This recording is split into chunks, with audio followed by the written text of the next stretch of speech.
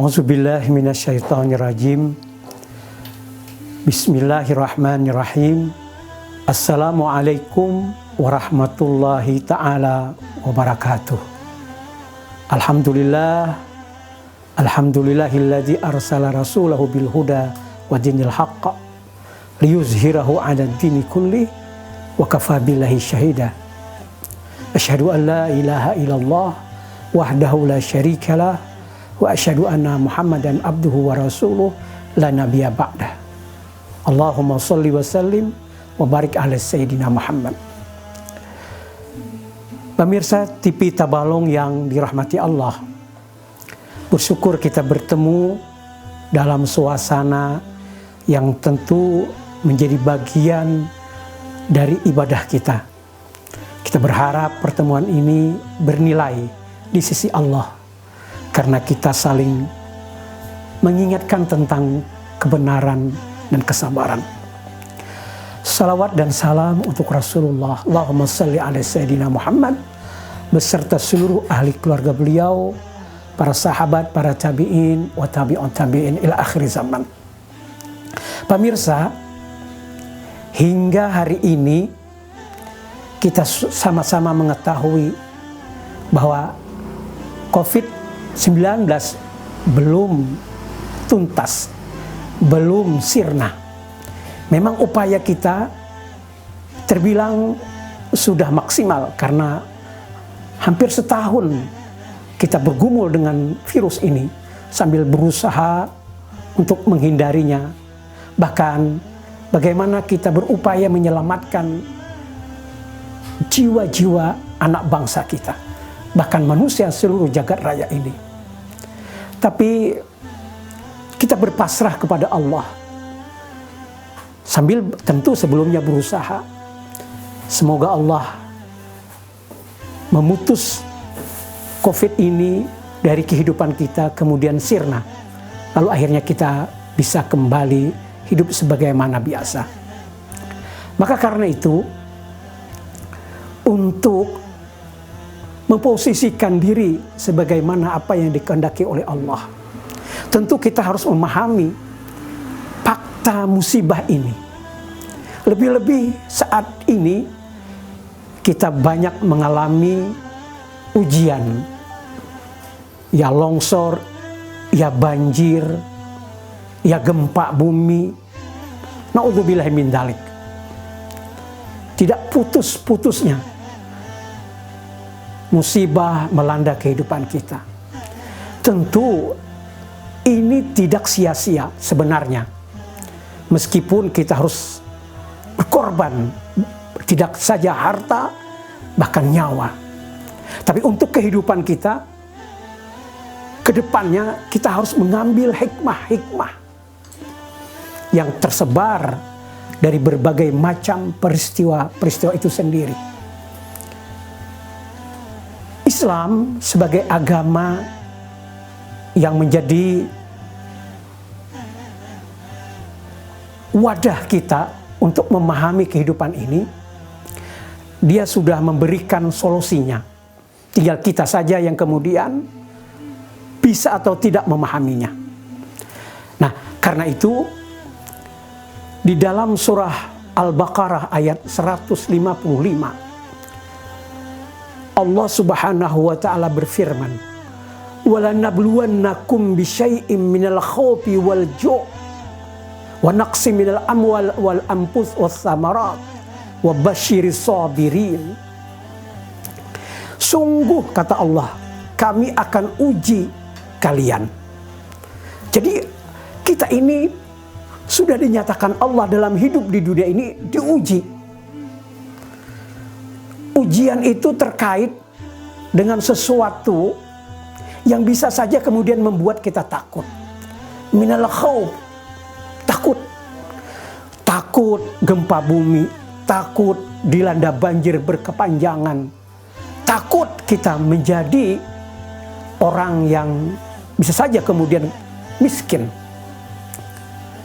Lalu ketakutan itu adalah ujian. Waljo, juga Allah akan menguji kelaparan. Bayangkan saja Karena banjir 2 hari, tidak ada kemudian interaksi dengan orang luar, terkungkung di dalam banjir, maka boleh jadi makanan bisa habis. Ada kelaparan. Takut kita kalau kelaparan membuat kita kemudian mati pada ujung-ujungnya. Maka karena itu alhamdulillah masyarakat Banjarmasin, masyarakat Banjar maksud saya, yang hari ini memperlihatkan bagaimana berempati terhadap sesama. Banyak sekali cara mereka membantu saudaranya, mendatangkan makanan bahan pokok, mendatangkan berbagai macam alat-alat yang bisa kemudian memulihkan kondisi yang ada. Waljo, kelaparan. Kemudian juga kita akan diuji kekurangan harta.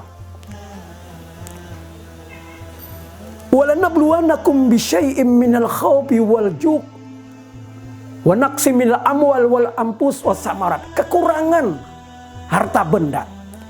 Konon peristiwa banjir ini itu telah merugikan kehidupan kita, nominalnya sampai di atas 1 triliun lebih. Lihat bagaimana kemudian di sebuah desa rumah-rumah itu hilang, terbawa arus banjir, hampir 40 lebih rumah itu hilang. Tidak kemudian tersisa apakah misalnya tonggak-tonggaknya, tidak, tapi memang sebagian juga ada. Nah, lalu bagaimana kemudian barang-barang dagangan yang kemudian rusak, kemudian banyak sekali kerugian harta. Itulah yang namanya wa naqsim minal amwal wal anfus. Dan ada di antaranya yang kemudian meninggal dunia, korban jiwa. Tidakkah kemudian korban jiwa ini sebenarnya yang paling mahal? Harta masih bisa dicari, tapi kalau sudah korban meninggal dunia berpuluh-puluh, ini patut untuk menjadi renungan kita. Betul-betul harus menjadi iktibar kita. Harus mawas diri, harus introspeksi diri. Kenapa kita diuji begitu berat? Wassamarat, begitu juga Allah akan menguji ketika buah-buahan tidak ada lagi. Mungkin saja banjir ini yang berkepanjangan kemudian merusak tanaman kita. Sawah-sawah terendam, tidak bisa panen. Boleh jadi juga nanti naudzubillah min dzalik, musim kemarau berkepanjangan sehingga buah-buah yang mestinya hadir dalam setengah tahun tidak kemudian dia hadir karena masa paceklik, masa kemarau. Lalu meski demikian, Allah Subhanahu wa Ta'ala menginginkan kepada kita bahwa kondisi bagaimanapun, ujian seberat apapun, orang Muslim harus sabar. Wa basyiris sabirin, beritahu, kabar gembirakan kepada orang-orang yang bersabar. Berarti kita harus memahami bahwa bagaimanapun hidup di dunia ini, kita memang diuji terus-menerus oleh Allah. Karena apa? Karena yang namanya hidup ini adalah ladang pahala. Orang yang akan mendapatkan ladang pahala itu tidak lain adalah mereka yang lulus di dalam ujian. Allah Subhanahu wa Ta'ala pun juga telah menyatakan di berbagai macam ayat di dalam Al-Quran bahwa sebenarnya kita ini akan diuji terkait dengan bil syarri, kejahatan, ketidaknyamanan, hidup yang sempit, susah, kejahatan berbagai macam melanda kehidupan kita. Bisyarri. Lalu juga Allah menguji bil khair, dengan kebaikan. Itu sebagai fitnah, sebagai ujian. Namun yang harus digarisbawahi, wa ilaina turja'un, dan kepada kami kembali. Kembali di sini tidak lain bagaimana kita akhirnya bisa memulangkan perkara ini. Persoalan kehidupan ini harus bisa kita pulangkan kepada Allah Subhanahu wa ta'ala. Kata innalillah wa inna ilaihi raji'un itu harus betul-betul merasuk dalam kehidupan kita. Bagaimana merasuknya? Ya, kita punya konsep yang sebenar-benarnya mampu mengembalikan bahwa apa saja yang terjadi di muka bumi ini menimpa kita semua, menimpa orang lain, itu tidak lain karena dia kembali kepada Allah Subhanahu wa ta'ala. Alladzina idza asabathum musibah qalu inna lillahi wa inna ilaihi raji'un. Begitu sambungan ayat 155, kemudian disambung 156 dalam surah Al-Baqarah. Mereka yang ketika ditimpa musibah lalu mereka mampu mengucapkan, sesungguhnya kami berasal dari Allah dan kepadanya kami akan kembali. Nah, maka manakala memahami musibah ini berasal dari Allah, lalu kemudian kita sabar menerimanya sambil mencari hikmah-hikmahnya, bertobat kita karena boleh jadi musibah itu untuk menegur kita agar kita kembali kepada Allah. Nah, kita tidak habis pikir kalau musibah yang begitu besar lalu kita tidak kembali kepada Allah. Siapa yang mampu membuat musibah ini? Tidak lain adalah Allah itu sendiri. Bayangkan ketika banjir yang dialami oleh Nabi Nuh beserta dengan umatnya, mereka selamat karena Allah menyelamatkan dengan cara berbekalah terlebih dahulu, buat kapal, karena nanti akan tiba banjir yang kemudian meliputi kehidupan di muka bumi ini sampai tenggelam, bahkan gunung sekalipun tenggelam. Kenapa? Karena ada orang yang ingin menyelamatkan diri, saya akan selamat ketika saya naik nanti ke atas gunung. Tidak.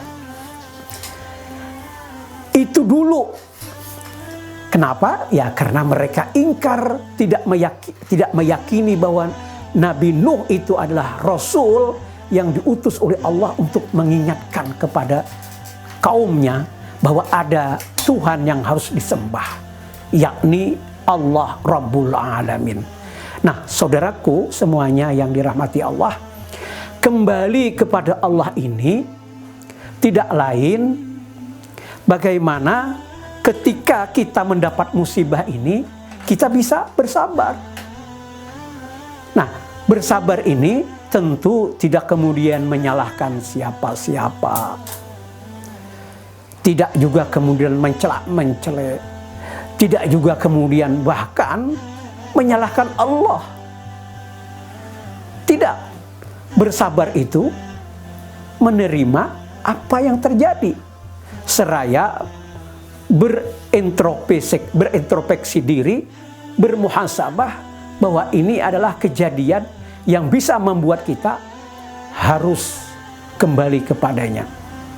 Nah, saudaraku semuanya yang dirahmati Allah, manakala kita mampu bersabar, kata Rasulullah di dalam hadisnya itu, ya, sebagian saja saya kutip, sekalipun duri yang tertembus atau kaki kita kena duri, kalau kita kemudian bersabar karena sakitnya tadi, maka itu bagus. Setidaknya satu, membuat kita menjadi orang yang insya Allah apabila sabar melewati kejadian itu, dosa-dosa kita akan dimaafkan, diampuni oleh Allah Subhanahu wa ta'ala. Nah, saudaraku yang dirahmati Allah, kembali kepada pemahaman musibah ini, tentu banyak sekali hikmahnya. Selain mendekatkan diri kepada Allah Subhanahu wa ta'ala, ya karena memang kan orang itu harus diberi peringatan bahwa yang Maha Kuasa mengingatkan kita bahwa kita lalai selama ini. Seperti COVID ini ya, boleh jadi hikmahnya kita mendapatkan musibah COVID ini, kita peduli akhirnya kepada keluarga, membentuk rumah tangga yang kuat, yang sakinah, mawaddah, warahmah. Boleh jadi juga ketika banjir melanda hampir di 10 kabupaten kota se-Kalimantan Selatan ini, kita pun juga akan mendapatkan yang namanya hikmah, bahwa orang Banjar itu ternyata saling peduli terhadap sesama, cepat mengambil peranan untuk menolong kawan-kawannya dan sanaknya yang mendapatkan ujian cobaan. Kita mampu berempati antara satu dengan yang lainnya, sehingga kita bisa secepat mungkin untuk menghandle, setidaknya kita mampu menyelamatkan jiwa-jiwa sehingga tidak ada yang banyak korban karena kelaparan. Empati, simpati, kasih sayang, persaudaraan hari ini diuji oleh Allah, dan kita membuktikan bahwa kita bersama dan bersaudara. Selain itu juga musibah yang menimpa kita tidak lain membuat kita harus pandai-pandai bersyukur. Manakala Allah Subhanahu wa ta'ala menguji kita dengan kebaikan, maka harus istiqamah. Karena kebaikan itu pun ujian istiqamah kita. La in syakartum la azidannakum. Kita harus istiqamah. Karena apabila kita bersyukur, Allah akan tambah nikmat-nikmat itu. Tapi sebaliknya apabila kita kufur, kita tidak mensyukuri nikmat Allah ini, maka Allah akan mengganti dengan azab. La in syakartum la azidannakum wa la in kafartum inna azabi lasyadid. Tapi manakala misalnya yang diuji oleh Allah itu tentang ketidaknyamanan, musibah yang membuat sakit diri, kehilangan dan sebagainya, lalu sabar. Maka manakala kita sabar, maka poinnya adalah kita akan mendapatkan hikmah. Kedua, kita akan mendapatkan nilai yang berharga di sisi Allah. Pahala tentu, tapi manakala kita misalnya banyak dosa, maka dosa itu akan terhapuskan. Nah, kira-kira itu saja yang bisa saya sampaikan. Hadanallahu wa iyyakum ajma'in. Wallahul muwaffiq ila aqwamit thoriq. Wassalamualaikum warahmatullahi taala wabarakatuh.